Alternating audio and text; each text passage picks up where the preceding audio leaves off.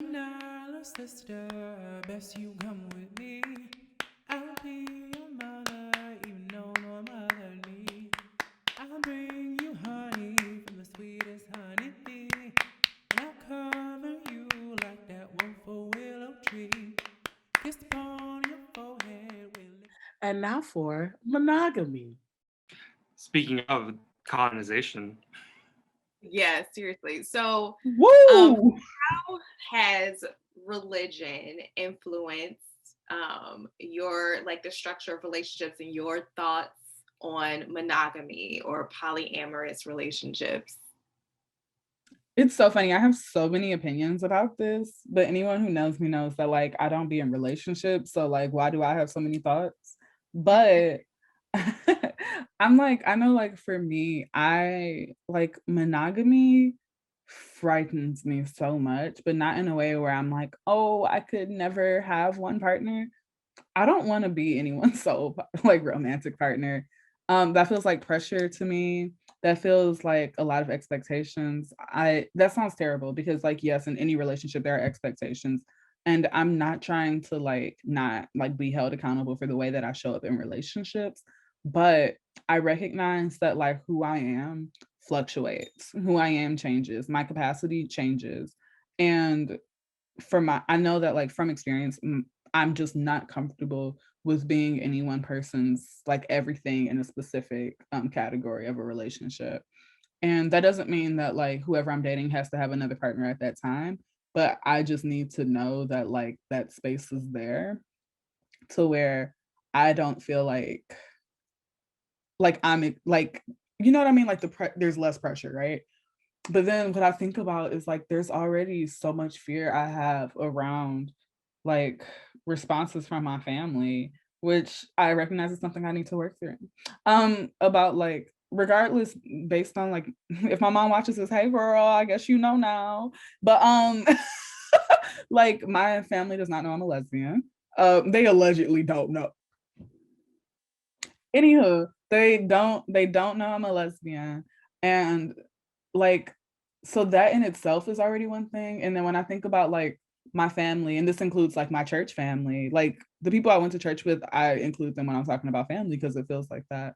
But they no, they're like it's gonna be a problem if they like peep game. It's so funny to me how many non-monogamous people like their families have no clue though. And it's like it's actually like pretty feasible, yet it's something that's like stuck in my head so much because I feel like um a quick content warning for death. I have like my biological dad died when I was like in middle school. So I have like this really like big fear around losing my relationship with my mom because of it, because of like how wild that time was for me. And I wasn't even close to him. And I'm like actually close to my mom. So for me, I'm just like, I don't know that I emotionally can like afford to lose that relationship. But I also recognize, I don't think my mom wants to lose our relationship. But I also recognize the way that her relationship with religion will have her doing something like that she like does not would not otherwise want to do. And I think like the reality is like so non-monogamy makes sense to so many people, including people in the church. But there's like so much of it has to do with like misinterpretations of scripture and or intentional manipulations of scripture um that like has so many people not living their best life.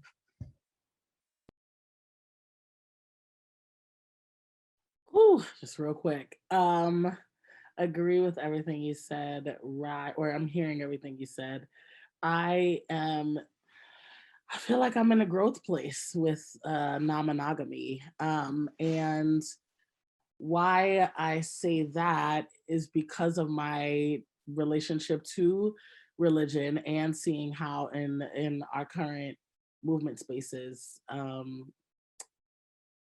polyamory and non-monogamy, or polyamory in particular, have been used to further manipulation in relationships. That's been hard to watch.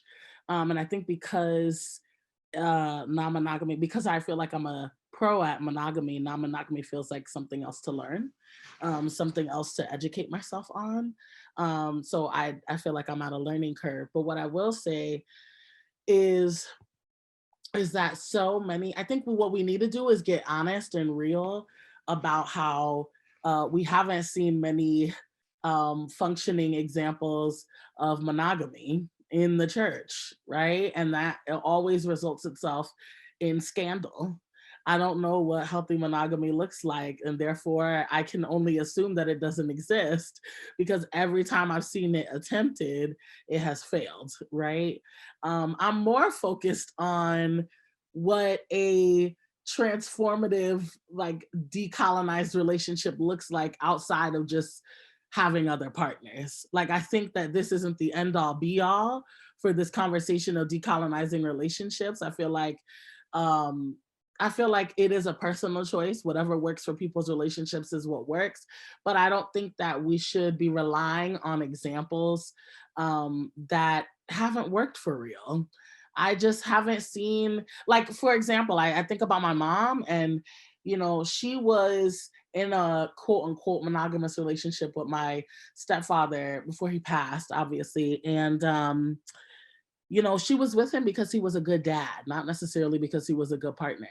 And that also wasn't what she was looking for, right? I think there's so many ways we can decolonize relationships outside of just talking about non-monogamy, that I'm interested in exploring, because I think that we're having the wrong conversation as a community. And I think people are I think it's disrespectful to people who've had long lasting non-monogamous relationships that we have folks kind of using polyamory in very flip-floppy ways that aren't representative of what healthy non-monogamy looks like.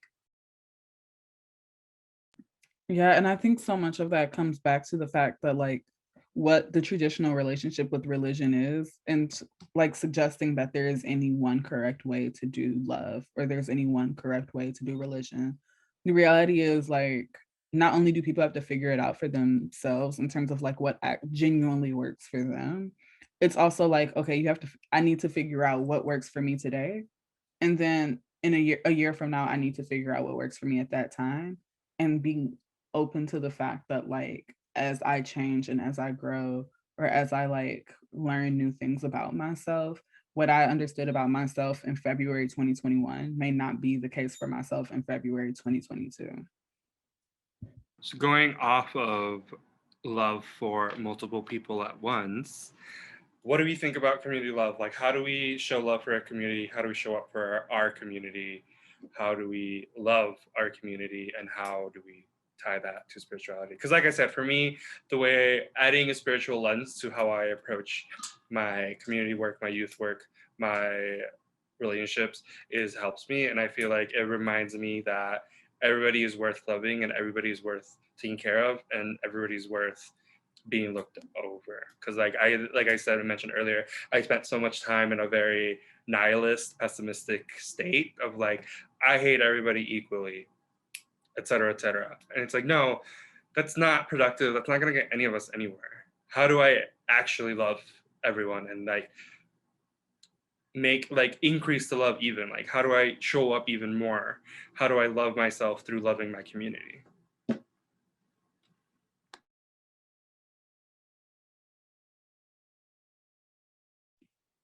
Yeah, when I think about community love, not to be corny, but I think about conversations like this.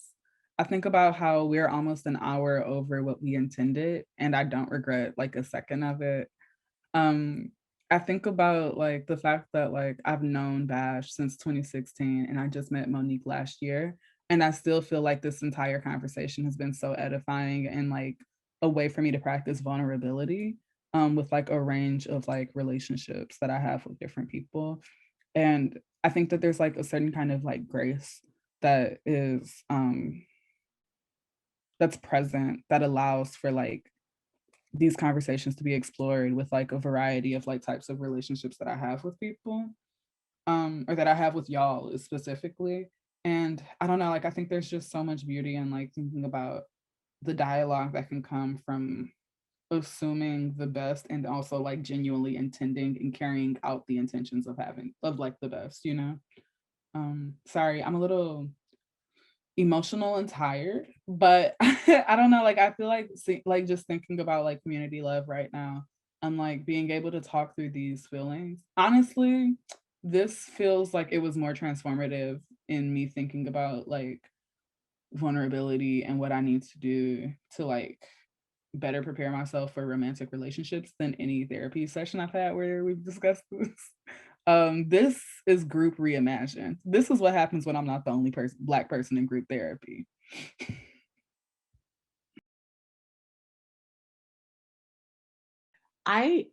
Yeah, that was beautiful, Rye.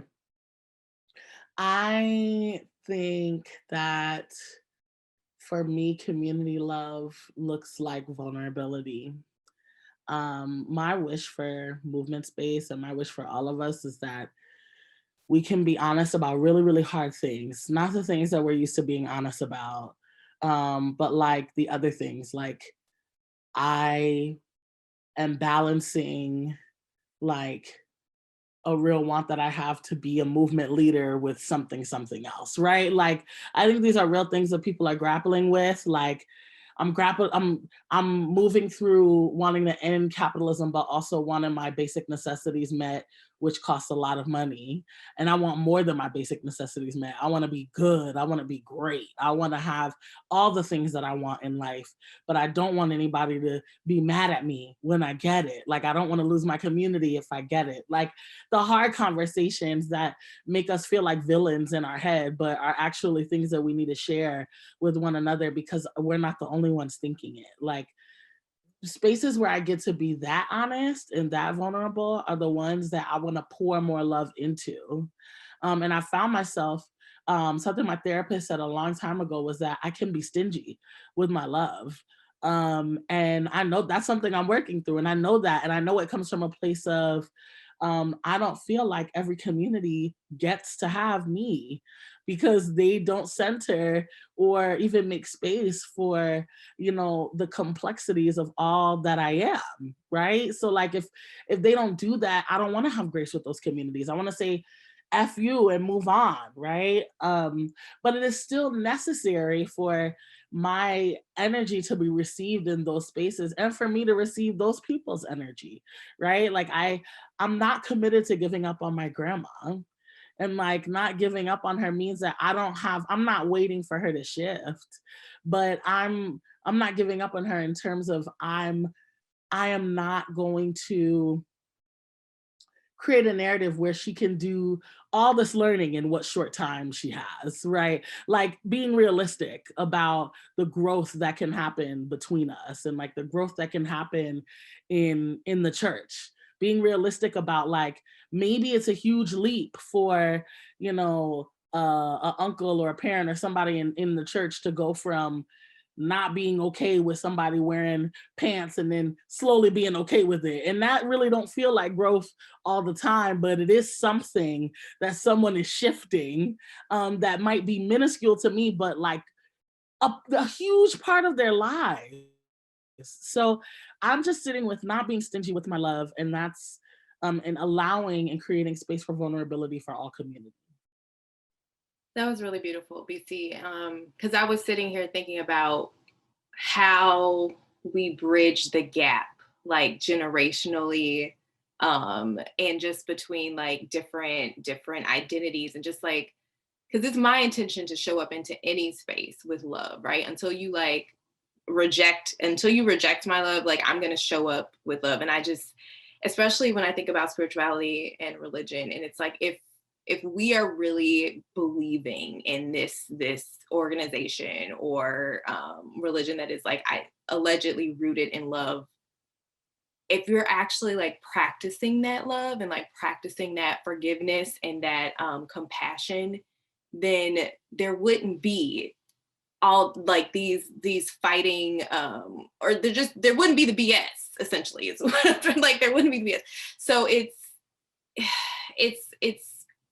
I guess creating opportunities, creating dialogues like this where people are willing to learn and listen, and educate themselves, and just see if we're all, God is love, right? And we're all God. And it's like, just be willing to, or able to like see the love in everyone. And I know that sounds, I know it sounds so like cheesy and idealistic, but that's really, I just feel like that's the root of it all, is just like, there's God in all of us. And if we could just live that and like believe that and like own that, like we'd be good. Just so yeah. I kind of want to echo what Bri said earlier about like when I think of community love, I think of like this space and like divine in general. I mentioned earlier that like I used to go to church, and what I liked the most about it was just the community aspect. And I haven't set foot in the church in like God knows how long, but being in this space and being a part of Divine and having a community with you guys and being able to discuss topics like this like really brings me joy, because like I mentioned earlier, also like talking about religion has been something that has made me uncomfortable, and I just kind of like avoid it at all costs. But like I feel like being a part of Divine, it kind of, I like force myself to get uncomfortable and have these conversations and really dive into topics and think about things and really like look inward into myself. Like I said, I'm still on my spiritual journey trying to figure out what's best for me. And I really appreciate being with all of you and being able to share space like this and kind of figure this out together. Like, and it's helpful too, because I don't feel like I'm alone in this journey, and just being able to share space with you really makes me happy. And on that note, I think this is a great way to end the conversation. What a beautiful conversation. Thank you for ending it, Dev. Thank you for tuning in and watching our first episode of The Divine View. Please keep an eye out for future episodes. And please like and subscribe down below. And as well, if you want to keep supporting us, please follow us on all social media. We're on Instagram, Twitter, and Facebook at Divine Art Book. And if you just want to, if your money is burning a hole in your pocket and you want to support our programming, feel free to send a tip to our Venmo at Divine Art Book as well. And yeah, if there's any programming you want to see or have any ideas or want to collaborate, hit us up in the comments or in the DM, and we'd love to talk and figure out what we'll do for you.